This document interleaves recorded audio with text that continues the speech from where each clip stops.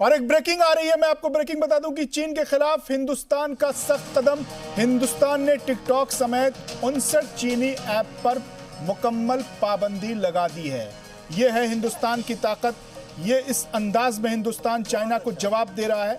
Hindustan China को आंख में आंख डालकर बात करने की हिम्मत, कुव्वत और जुर्रत रखता है। अगर किसी के जहन में ये खाम ख्याली है, ये गुमराह कुन बातें हैं कि हिंदुस्तान चाइना के सामने झुक जाएगा, तो वो अपनी खाम ख्याली निकाल दे। चाहे वो पाकिस्तान परस्ती में जी रहा हो, चाहे वो किसी दूसरे दुश्मन मुल्क की परस्ती में जी रहा हो। तो बड़ी खबर हम बता दें कि चीन के खिलाफ हिंदुस्तान का सख्त कदम। हिंदुस्तान ने टिकटॉक समेत 59 चीनी ऐप पर मुकम्मल तौर पर पाबंदी लगाई है।